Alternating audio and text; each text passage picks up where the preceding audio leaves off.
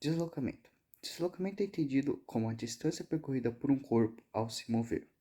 Existem dois tipos de deslocamento, o escalar e o vetorial. A forma mais usada para ambos é a variação de distância, que é o deslocamento, é igual a distância final menos distância inicial. Assim nós temos o deslocamento. Então, qual a diferença entre eles?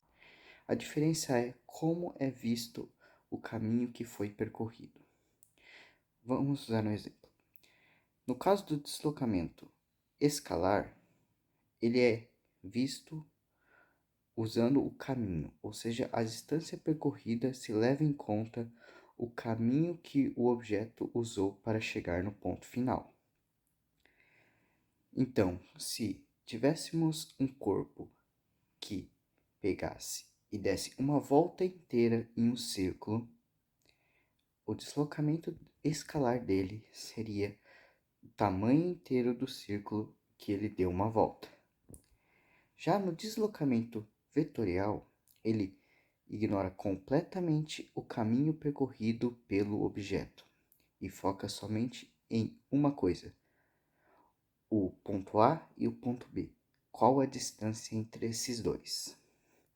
Então, se usarmos como o mesmo exemplo do círculo, ao sair do ponto A e dar uma volta e voltar para o ponto B, que é o ponto final, que é a distância que ele se encontrava no começo, que é o local que ele se encontrava no começo,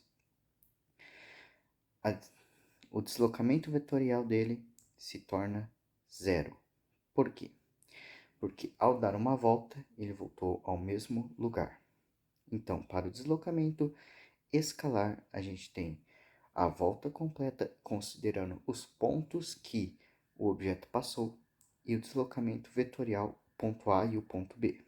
Por isso que ao contarmos, usamos os pontos, o escalar vai ter um valor e o vetorial não, porque ele acabou no mesmo ponto.